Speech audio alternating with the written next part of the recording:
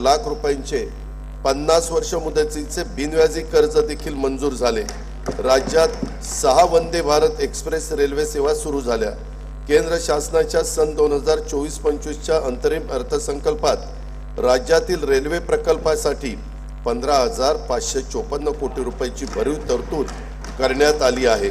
माननीय पंतप्रधान महोदयांनी युवक, महिला, गरीब आणि अन्नदाता या 4 प्रमुख घटकांच्यासाठी विविध कल्याणकारी योजना जाहीर केल्या आहेत। राज्यातील नागरिकांचे राहणीमान उंचावण्यासाठी दर्जेदार सुविधा उपलब्ध करून देण्यासाठी शासन कटिबद्ध आहे। शाश्वत, पर्यावरणपूरक व सर्वसमावेशक विकास साधण्याचे राज्याचं धोरण आहे। सन 2047 पर्यंत भारताला विकसित राष्ट्र बनवण्याच्या माननीय पंतप्रधान महोदयांच्या संकल्पास अनुसरून राज्याच्या अर्थव्यवस्थेचे आकारमान $1 ट्रिलियन करण्यासाठी महाराष्ट्र आर्थिक सल्लागार परिषदेच्या दिशादर्शक अहवालानुसार विकास धोरणांची प्रभावी अंमलबजावणी करण्यात येत आहे। $1 ट्रिलियन अर्थव्यवस्थेसाठी राज्यातील भांडवली गुंतवणूक मोठ्या प्रमाणात वाढवण्यात येत आहे।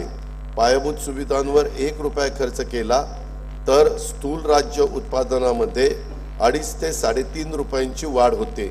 राज्य शासनाचे सार्वजनिक उपक्रम जसे महाराष्ट्र औद्योगिक विकास महामंडळ, महाराष्ट्र राज्य पायाभूत सुविधा विकास महामंडळ, शहर आणि औद्योगिक विकास महामंडळ, महाराष्ट्र राज्य रस्ते विकास महामंडळ, महारेल याशिवाय मुंबई, पुणे आणि नागपूर महानगर प्रदेश विकास प्राधिकरणे, मेट्रोसाठी उभारलेले विविध विशेष हेतू कंपन्या, बृहन्मुंबई आणि अन्य महानगरपालिकेच्या माध्यमातून पायाभूत सुविधांचे अनेकविध प्रकल्प हाती घेऊन ते कालबद्धरित्या पूर्ण करण्यात येत आहे। पायाभूत सुविधांच्या विकासाबरोबरच सर्वसामान्य माणसांच्या जीवनामध्ये गुणात्मक बदल होतील अशा लोककल्याणकारी निर्णयाची प्रभावी अंमलबजावणी करण्यात येत आहे। राज्याचे सामाजिक, आर्थिक आणि औद्योगिक क्षेत्रामध्ये मोठ्या प्रमाणात प्रगती साधली आहे। त्यातील काही ठळक बाबींचा उल्लेख सर्वांच्या माहितीकरता इथं करणं आवश्यक आहे। भारतातील सर्वाधिक 22 किलोमीटर लांबीचा सागरी मार्ग अटल बिहारी वाजपेयी शिवडी नावाशेवा अटल सेतूचे लोकार्पण आणि ऑरेंज गेट ते मरीन ड्राईव्ह किनारी मार्गाला जोडणाऱ्या दुहेरी बोगद्यांचे कामाचे भूमिपूजन माननीय पंतप्रधान श्री नरेंद्र मोदी यांच्या हस्ते करण्यात आले आहे। नरीमन पॉइंट ते वरळी या 11 किलोमीटर लांबीच्या किनारी मार्गाचे काम अंतिम टप्प्यात आहे। या मार्गामुळे प्रवासाच्या वेळेत 70% आणि इंधनामध्ये 34% बचत होणार आहे। स्वातंत्र्यवीर सावरकर वर्सोवा वांद्रे सागरी सेतूचे काम प्रगतीपथावर असून त्या मार्गाचा विस्तार पालघरपर्यंत करण्याचे नियोजन आहे। विलासराव देशमुख पूर्व मुक्त मार्गाचा विस्तार ठाणे शहरापर्यंत करण्यात येणार आहे। विरार अलिबाग बहुउद्देशीय मार्गाकरिता 22,225 कोटी रुपये, पुणे चक्राकार वळण मार्गाकरता 10,519 कोटी रुपये आणि जालना नांदेड द्रुतगती मार्गाकरता 2,886 कोटी रुपये भूसंपादनासाठी उभारण्यात येत आहे। कोकण रायगड जिल्ह्यातील रेवस ते सिंधुदुर्ग जिल्ह्यातील रेड्डी दरम्यानच्या सागरी महामार्गावरील 9 मोठ्या पुलांच्या पैकी 3 पुलांच्या कामांना प्रशासकीय मान्यता देण्यात आली असून ते निविदा स्तरावर आहे। रस्ते, बंदरे, विमानतळ, रेल्वे, मेट्रो, वीज या व अशा 22 पायाभूत विकास क्षेत्रातील प्रकल्प राबवण्यासाठी महाराष्ट्र राज्य पायाभूत सुविधा विकास महामंडळ स्थापन करण्यात आले। या महामंडळामार्फत एन्युटी योजना भाग 2 अंतर्गत 7,500 किलोमीटर रस्त्यांची कामे हाती घेण्यात येणार आहेत। सन 2024-25 या वर्षासाठी कार्यक्रम खर्चाकरता नगरविकास विभागास 10,629 कोटी रुपये आणि सार्वजनिक बांधकाम रस्ते विभागास 19,936 कोटी रुपयाचा नियतव्यय प्रस्तावित आहे। ग्रामीण भागातील दळणवळण अधिक गतिमान करण्यासाठी मुख्यमंत्री ग्राम सडक योजनेचा टप्पा 2 मधील 10,000 किलोमीटर रस्त्यांव्यतिरिक्त आणखी 7,000 किलोमीटर लांबीच्या रस्त्यांची दर्जोन्नती करण्याचा निर्णय घेण्यात आला आहे। त्यासाठी 7,600 कोटी रुपयाचा खर्च अपेक्षित आहे।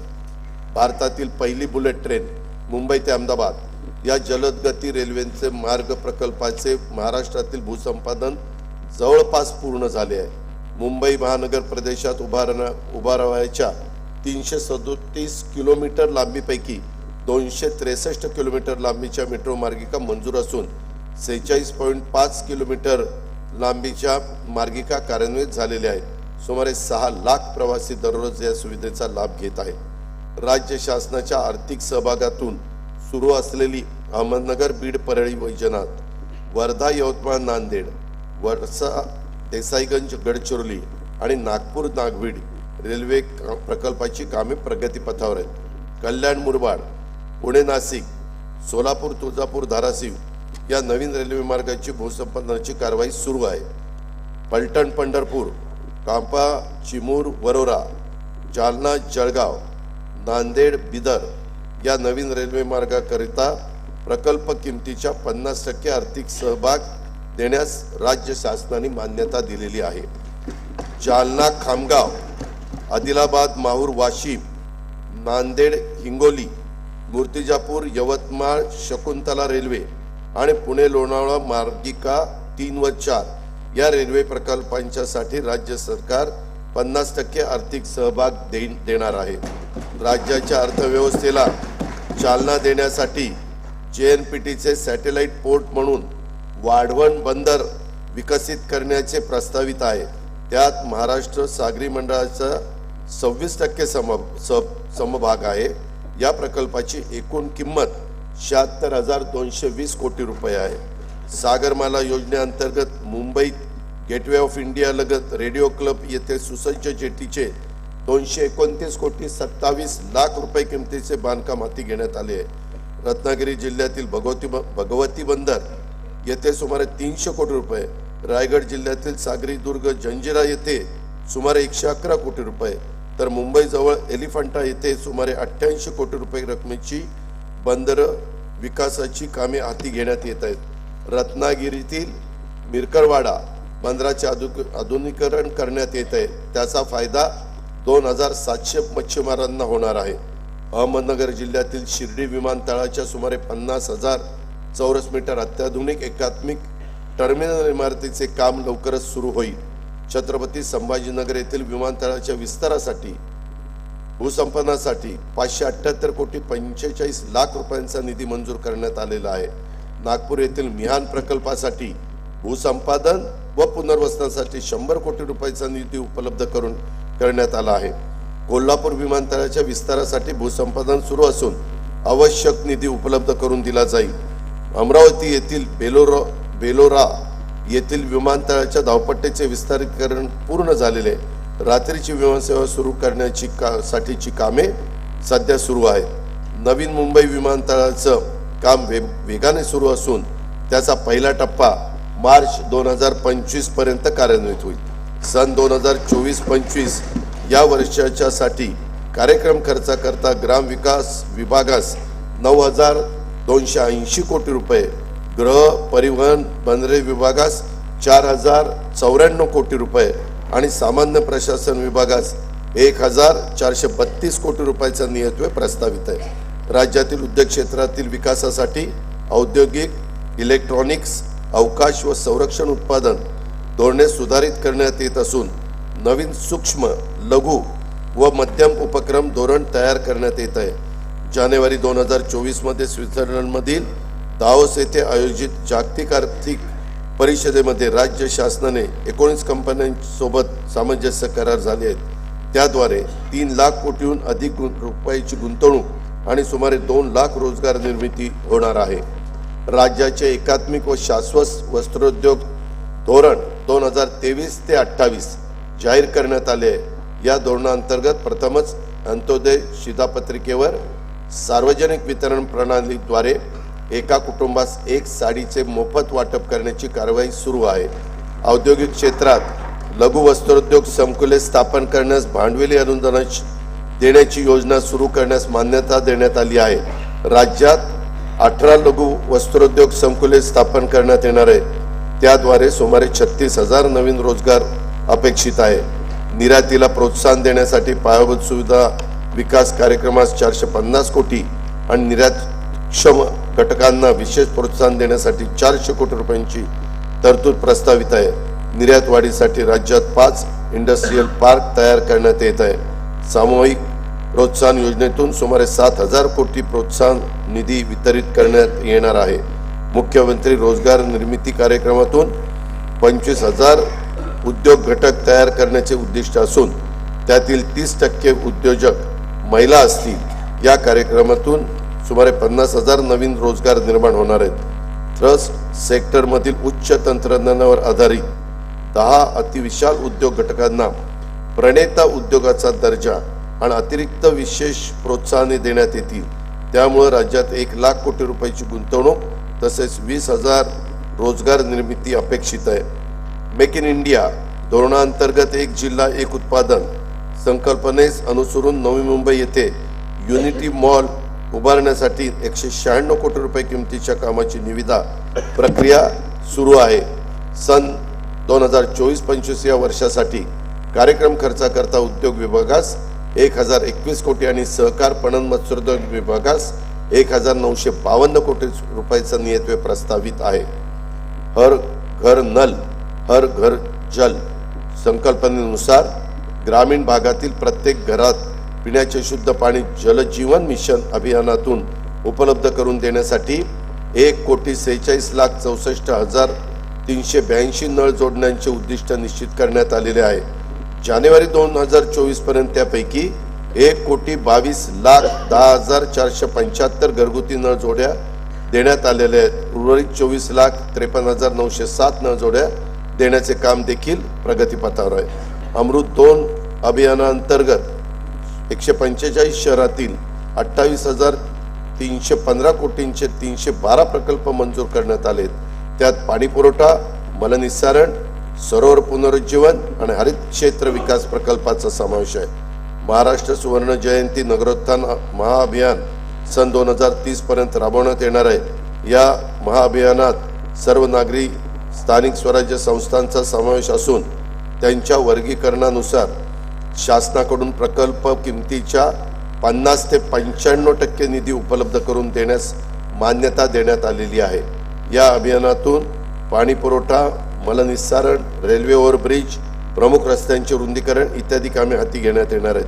पालघर जिल्ह्यातील वसई विरार शहरातील 14 लाखाहून अधिक नागरिकांना लाभ देणाऱ्या सूर्या प्रादेशिक पाणी पुरवठा योजनेच्या पहिल्या टप्प्याचे लोकार्पण माननीय पंतप्रधान श्री नरेंद्र मोदी यांच्या हस्ते करण्यात आले आहे। सन 2024-25 या वर्षाकरता कार्यक्रम खर्चाकरता पाणी पुरवठा व स्वच्छता विभागास 3,875 कोटी रुपयाचा नियतव्यय प्रस्तावित आहे।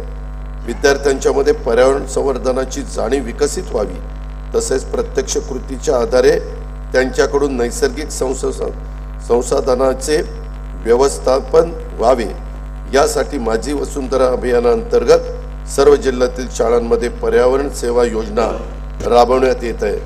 दरवर्षी सुमारे 25,000 किलोमीटर राज्यमार्ग व प्रमुख जिल्हा मार्गांच्या दोन्ही बाजूंना वृक्ष लागवड करण्याचं नियोजन आहे। अटल बांबू समृद्धी योजनेअंतर्गत शेतकऱ्यांच्या 10,000 हेक्टर क्षेत्रावर बांबूची लागवड करण्यात येणार आहे। जलयुक्त शिवार अभियान 2 अंतर्गत 5,700 गावांना 1,59,886 कामांना मंजुरी देण्यात आली असून 15,389 कामं पूर्ण झाली आहेत।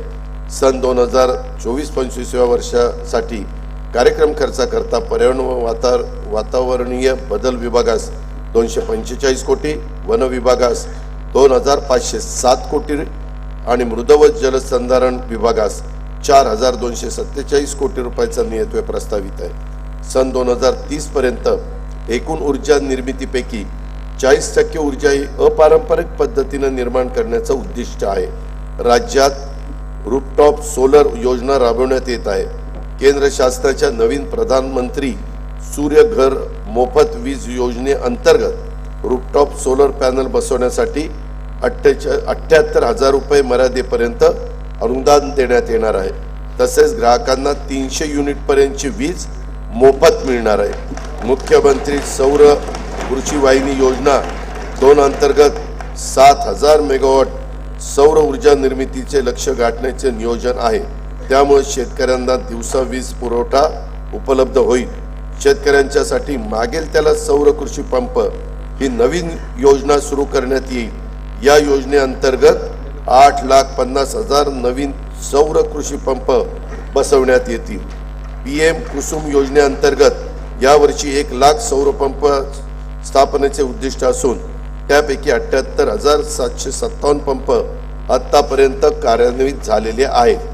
राज्यात सर्व उपसा योजनांचे सौर ऊर्जीकरण करण्यासाठी पुढील 2 वर्षात आवश्यक तो निधी उपलब्ध करून देण्यात येईल।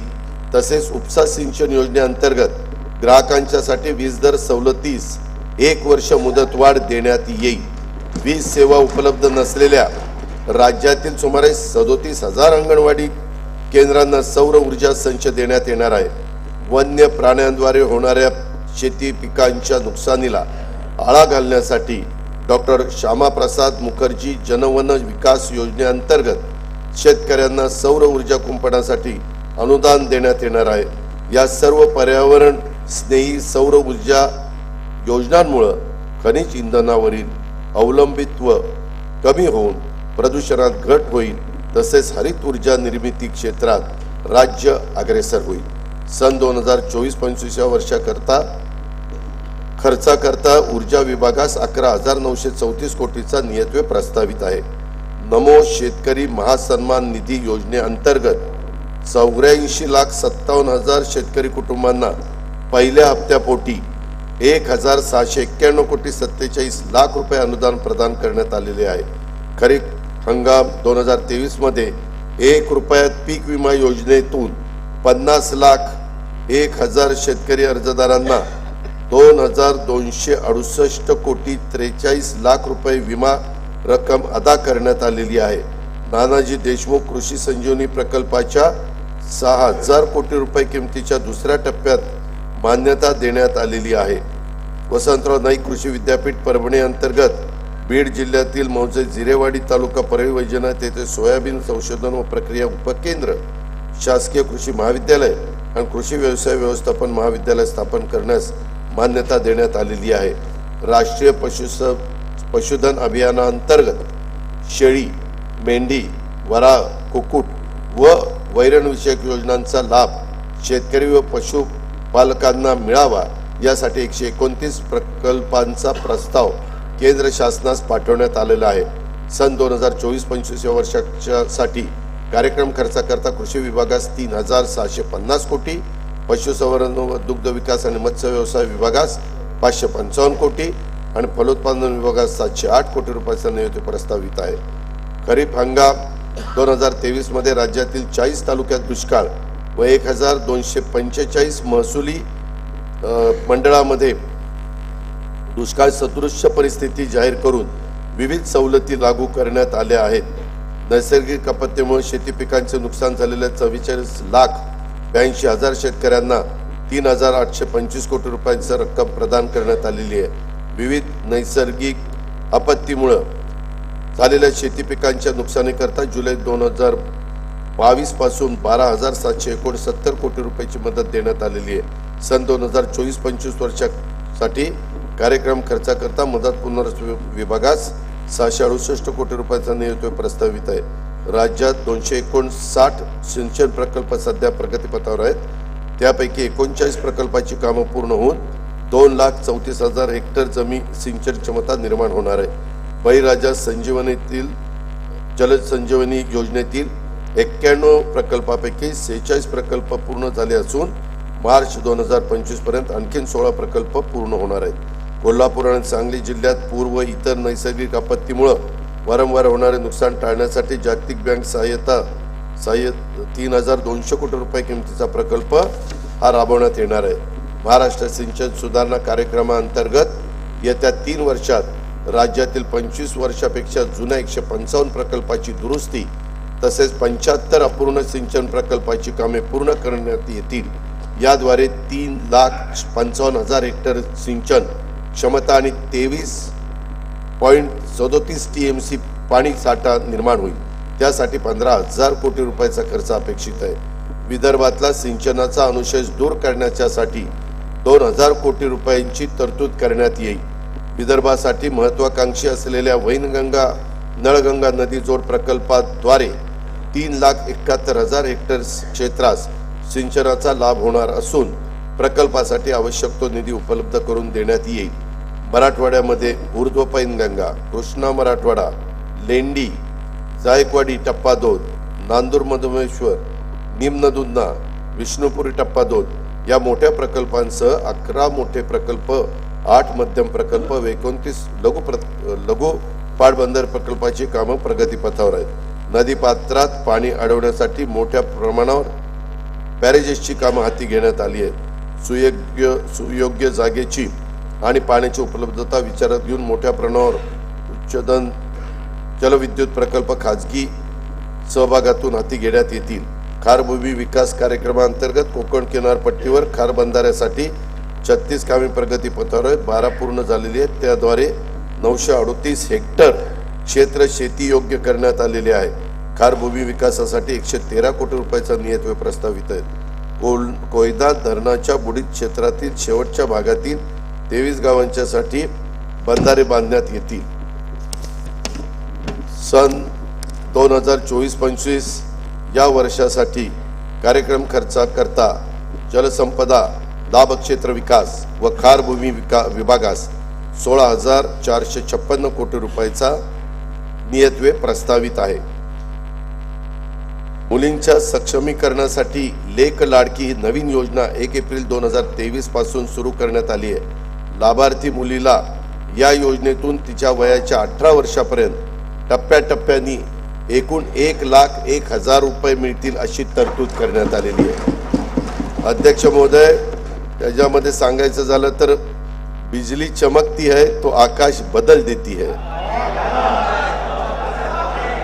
आंधी उठती है तो दिन रात बदल देती है, जब गरजती है नारी शक्ति तो इतिहास बदल देती है। शहरी भागातील कुपोषणाच्या समस्येवर मात करण्यासाठी नागरी बाल विकास केंद्र सुरू करण्यास मान्यता देण्यात आली असून त्यामुळे अतितीव्र कुपोषण बालकांना सर्वसाधारण श्रेणीत आणण्यात मदत होईल। राज्याचे मुख्यमंत्री महिला सशक्तीकरण अभियान राबवण्यात येत आहे। या अभियानांतर्गत प्रत्येक जिल्ह्यात किमान 1 लाख महिलांना विविध शासकीय योजनांचा थेट लाभ देण्याचं उद्दिष्ट आहे। 10 मोठ्या शहरातील 5,000 महिलांना पिंक रिक्षा उपलब्ध करून देण्याची योजना प्रस्तावित आहे। राज्यातील अंगणवाडी सेविका आणि मदतनीसांची 14,000 पदे रिक्त पदे भरण्यात आली आहे। उर्वरित देखील पद ताबडतोब भरण्याची कारवाई सुरू आहे। 2024 केली मी उत्तरात सांगतो केली आहे। आजच कॅबिनेटला निर्णय घेतला मुख्यमंत्री। 2024-25 या वर्षासाठी कार्यक्रम खर्चाकरता महिला व बाल विकास विभागास 3,107 कोटी रुपये नियतव्यय प्रस्तावित आहे। वाशिम, जालना, हिंगोली, अमरावती, भंडारा, गडचिरोली, वर्धा, बुलढाणा, पालघर, नाशिक तसेच ठाणे जिल्ह्यातील अंबरनाथ येथे 100 विद्यार्थी प्रवेश क्षमतेचे नवीन शासकीय वैद्यकीय महाविद्यालय आणि 430 खाटांचे संलग्न रुग्णालय स्थापन करण्यास मान्यता देण्यात आलेली आहे। जळगाव, लातूर, बारामती, नंदुरबार, गोंदिया, कोल्हापूर, मिरज, जिल्हा सांगली येथील शासकीय वैद्यकीय महाविद्यालयांना संलग्न प्रत्येकी 100 विद्यार्थी प्रवेश क्षमतेची शासकीय परिचर्या महाविद्यालय सुरू करण्यास मान्यता देण्यात आलेली आहे। नागपूरच्या धर्तीवर औंध, पुणे येथील अखिल भारतीय आयुर्विज्ञान संस्था एम्स स्थापन करण्याचे देखील नियोजन आहे। राज्यातील सर्व कुटुंबांना महात्मा ज्योतिराव फुले जन आरोग्य योजना लागू करण्यात आली असून वार्षिक आरोग्य संरक्षणाची रक्कम प्रतिकुटुंब 1,50,000 वरून 5 लाख रुपये करण्यात आलेली आहे। अंगीकृत रुग्णालयांची संख्या 1,000 वरून 1,900 करण्यात आलेली आहे। लोकनेते गोपीनाथ मुंडे ऊस तोड कामगार महामंडळामार्फत ऊसतोड कामगारांच्यासाठी अपघात विमा योजना लागू करण्यात येत आहे। राज्यातील सर्व जिल्ह्यांमध्ये 15 खाटांचे अद्ययावत डे केअर केमोथेरपी सेंटर स्थापन करण्याचे प्रस्तावित आहे। शासकीय डायलिसिस केंद्र नसलेल्या 234 तालुक्यात ग्रामीण रुग्णालयात डायलिसिस केंद्र कार्यान्वित करण्यात येत आहेत। प्रत्येक तालुक्यामध्ये एक शववाहिका उपलब्ध करून देण्यात येणार आहे।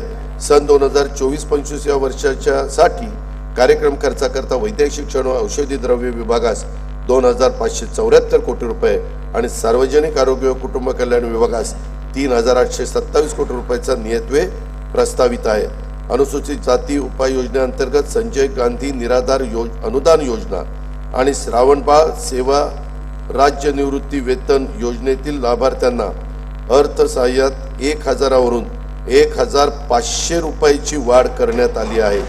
संत रोहिदास चर्मोद्योग व चर्मकार विकास महामंडळ, महात्मा फुले मागासवर्ग विकास महामंडळ, साहित्यरत्न लोकशाहीर अण्णाभाऊ साठे विकास महामंडळ यांच्या भागभांडवलाच्या अनुदानात वाढ करण्यात आलेली आहे।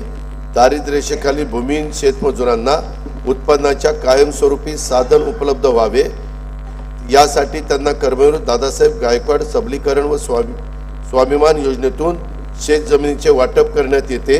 स्थलांतरित ऊसतोड कामगारांच्या मुलामुलींच्यासाठी संत भगवान बाबा शासकीय वसतिगृह योजना, तृतीयपंथी घटकातील लाभार्थींसाठी बीज भांडवल योजना, मातंग समाजासाठी रमाई आवास योजना इत्यादी योजनांच्या माध्यमातून पुरेसा निधी उपलब्ध करून देण्यात येत आहे। संत रोहिदास चर्मोद्योग व चर्मकार विकास महामंडळामार्फत देवनार येथे लेदर पार्क, कोल्हापूर येथे चर्मोद्योग प्रशिक्षण केंद्र तसेच प्रत्येक महसुली विभागात उत्कृष्टता केंद्राची स्थापना करण्यात येणार आहे।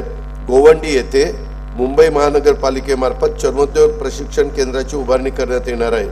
डॉक्टर बाबासाहेब आंबेडकर संशोधन व प्रशिक्षण संस्था बार्टी या संस्थेच्या धर्तीवर मातंग समाजासाठी अण्णाभाऊ साठे संशोधन प्रशिक्षण संस्था आरटी स्थापन करण्यात येणार आहे।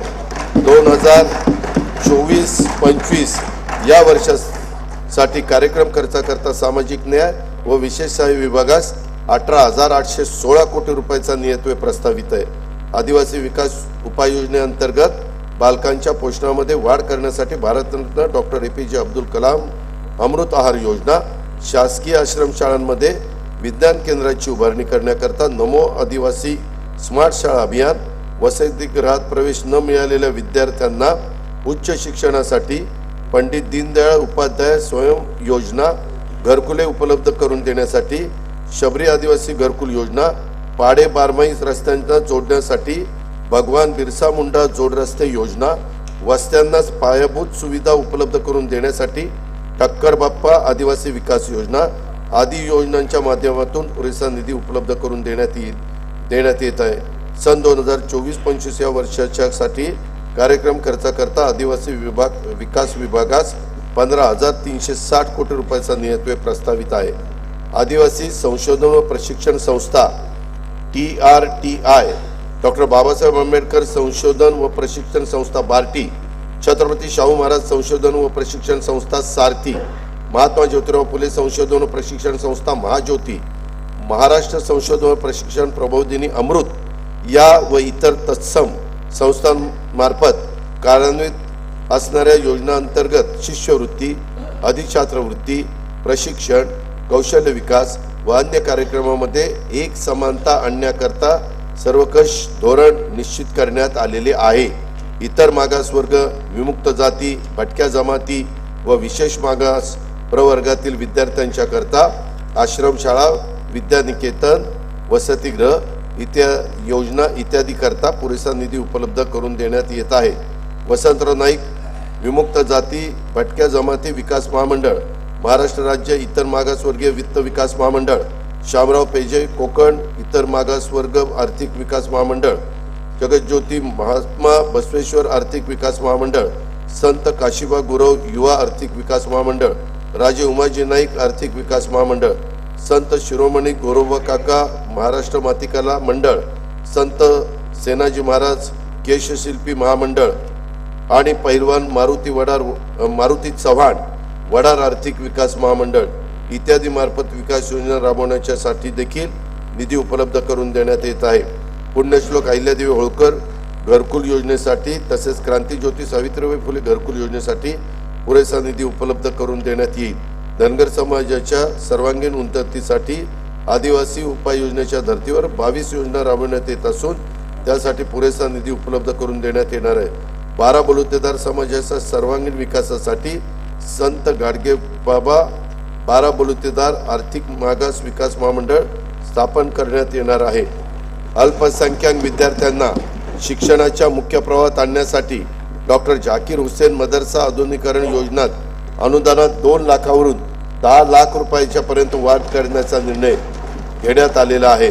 मौलाना आझाद आर्थिक विकास महामंडळामार्फत राबवण्यात येणाऱ्या मुदत कर्ज, डॉक्टर APJ अब्दुल कलाम शैक्षणिक कर्ज आणि सूक्ष्म पतपुरवठा योजना राबवण्यासाठी राज्य शासनाने दिली जाणारी हमी 30 कोटी वरून 500 कोटी रुपये करण्यास मान्यता देण्यात आलेली आहे।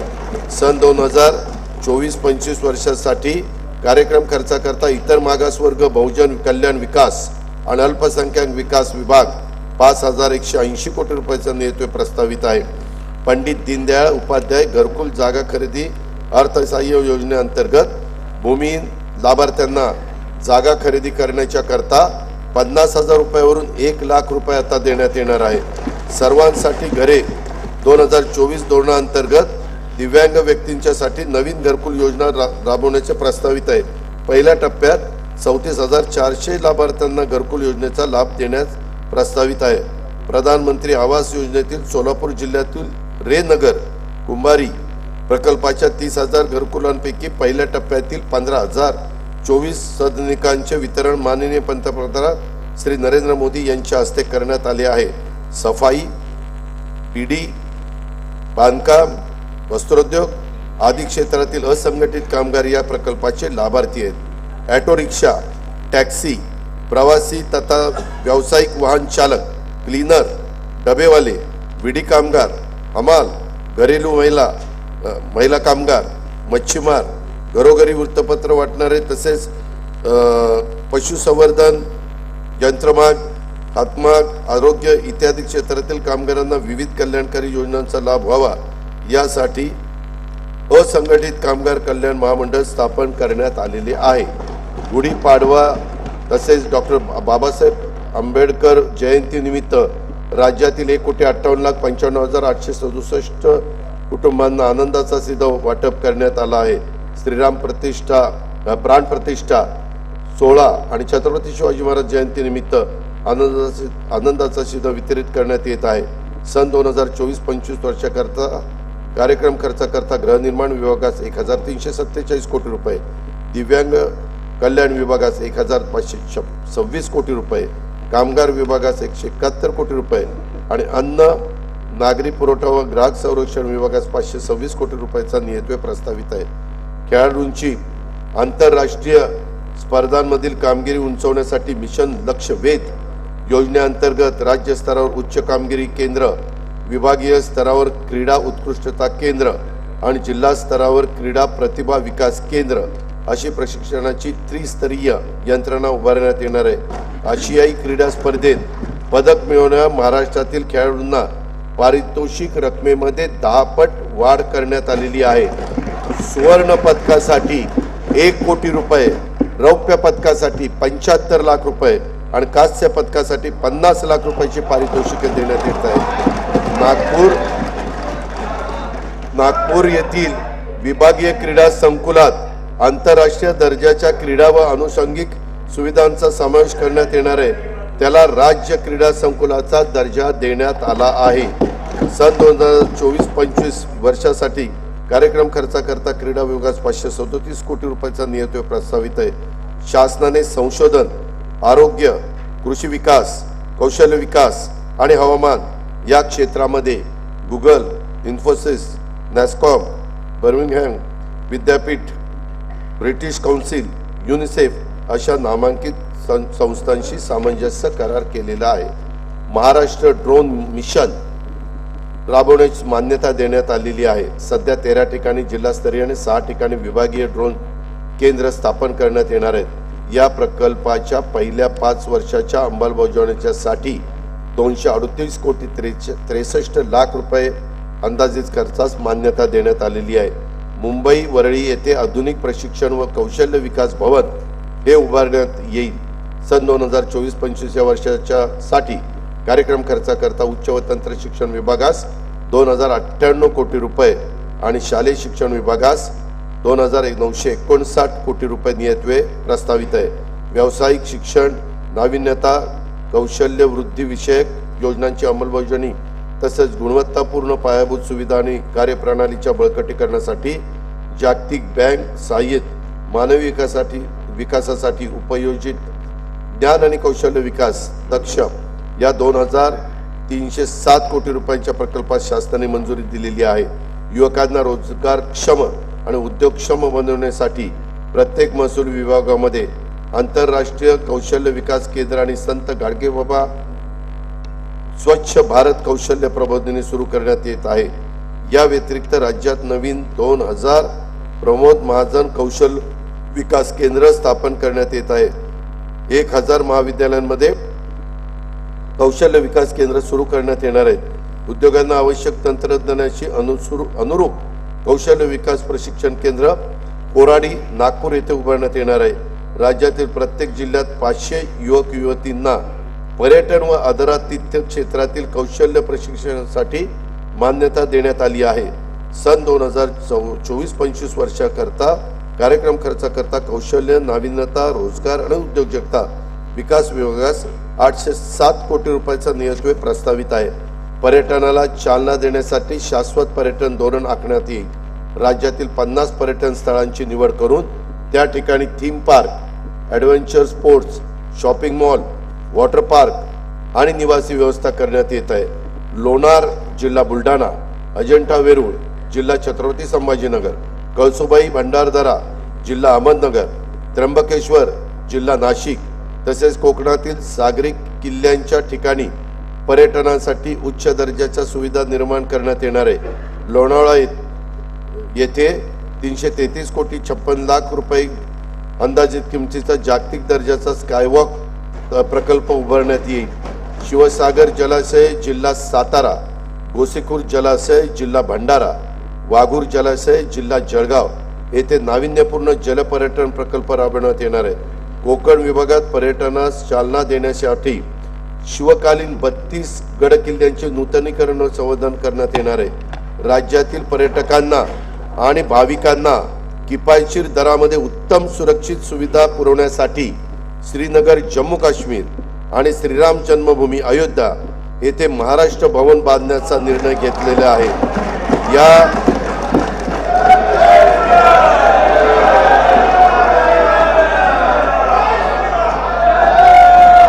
या दोन्ही ठिकाणी राज्य शासनाने अतिशय मोक्याच्या जागा उपलब्ध करून घेतलेल्या आहेत।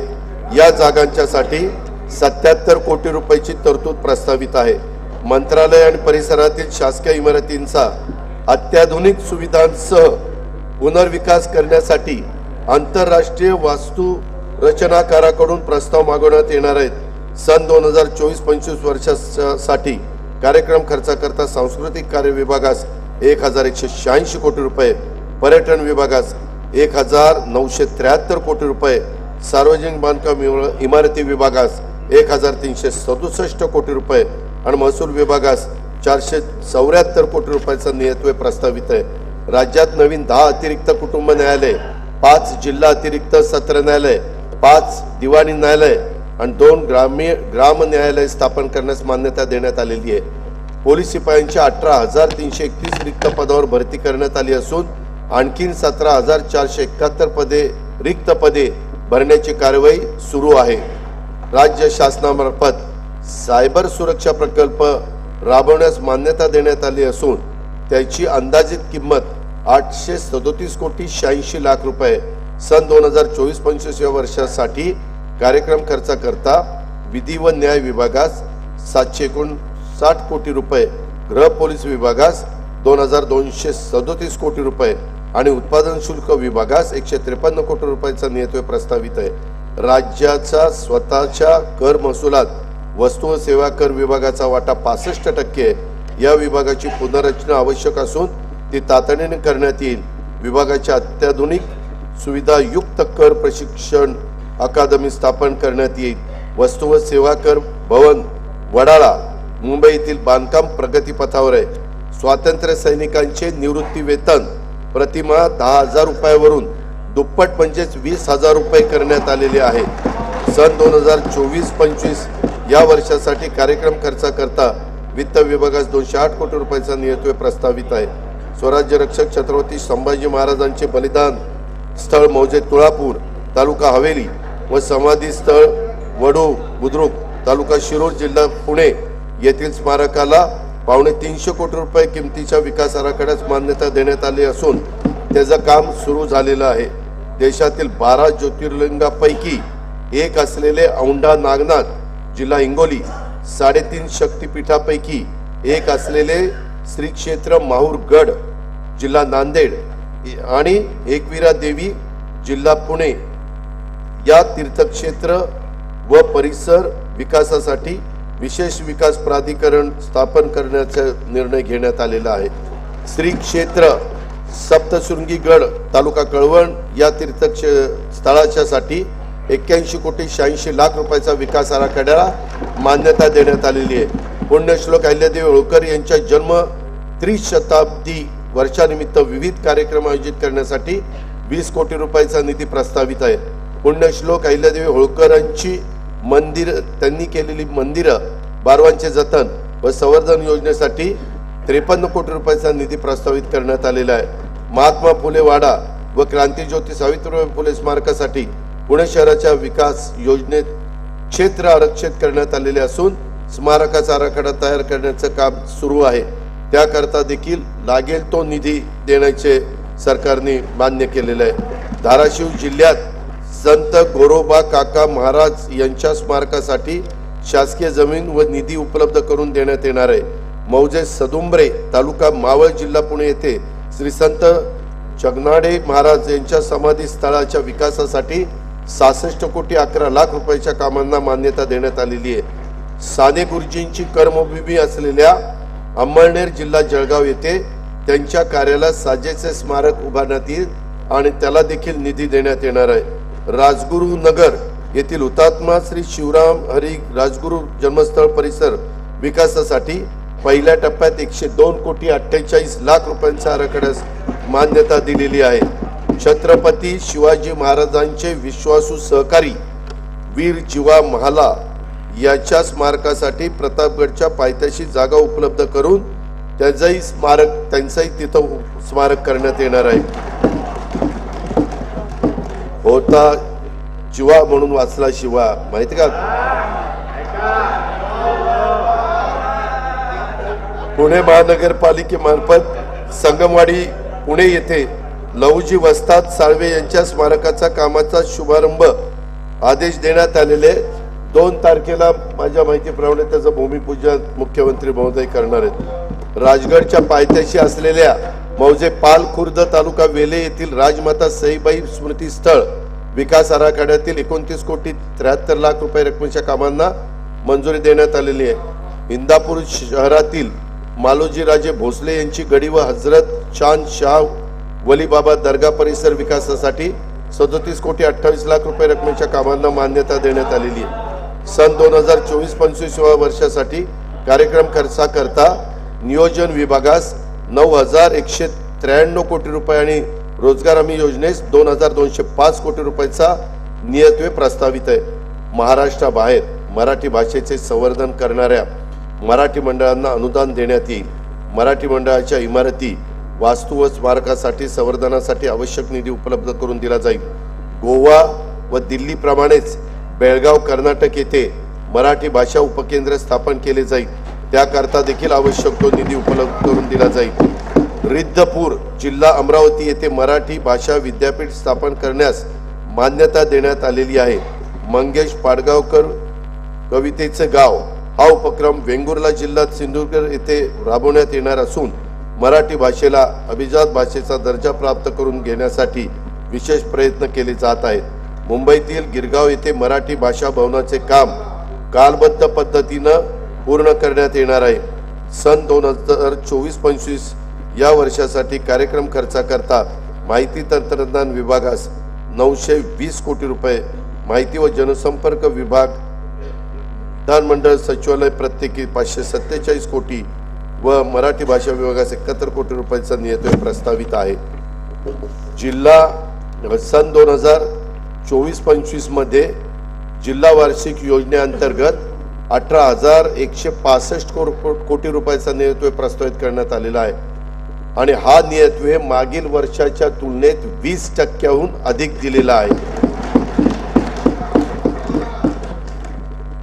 वार्षिक योजना 2024-25 कार्यक्रम खर्चासाठी 1,92,000 कोटी रुपयाचा नियतव्यय प्रस्तावित करण्यात आला आहे। त्यामध्ये अनुसूचित जाती उपाययोजनेच्या 15,893 कोटी रुपये आणि आदिवासी विकास उपाययोजनेच्या 15,360 कोटी रुपयाचा नियतव्यय प्रस्तावित आहे। 2024-25 मध्ये एकूण खर्चासाठी 6,522 कोटी रुपयांची तरतूद प्रस्तावित आहे। महसुली जमा 4,98,758 कोटी रुपये, महसुली खर्च 5,08,492 कोटी रुपये प्रस्तावित आहे। परिणामी 9,734 कोटी रुपयाचा महसुली तूट अपेक्षित त्या ठिकाणी आहे। राज्यातील राज्यकोषीय तूट आणि महसुली तूट राज्यकोषीय उत्तरदायित्व व वित्तीय व्यवस्थापन कायद्याचे निश्चित केलेल्या मर्यादेच्या आत ठेवण्यात शासन यशस्वी ठरलेले आहे। सन 2024-25 ची राज्यकोषीय तूट 99,288 कोटी रुपये आहे। अध्यक्ष महोदय, हा अर्थसंकल्प मांडून झाल्यानंतर प्रथेप्रमाणे विरोधी पक्षाच्या नेत्यांच्या प्रतिक्रिया येतीलच, त्या ठरलेल्याच असतात, हे आपल्याला सगळ्यांना माहिती आहे। अंतरिम अर्थसंकल्प मांडल्यानंतर त्यांना आपल्या नेहमीच्या प्रतिक्रियांचा थोडासा विचार करायला हवा। आज ज्यांची जयंती आहे त्या कुसुमाग्रजांच्या शब्दात सांगायचे तर, प्रकाश पेरा आपुल्या भोवती, दिव्याने दिवा पेटत असे, इथे भ्रष्टता तिथे नष्टता, शंखच पोकळ फुकू नका, भलेपणाचे कार्य उगवता, उगाच टीका करू नका। राज्याच्या आर्थिक विकासासाठी आणि समाजातील सर्व घटकांच्या कल्याणासाठी शासन सर्वतोपरी प्रयत्न करेल याची खात्री मी देतो। सन 2024-25 वर्षाच्या अंतरिम अर्थसंकल्पास मंजुरी द्यावी अशी विनंती मी सदनाला करतो। जय हिंद, जय महाराष्ट्र, जय मराठी भाषा।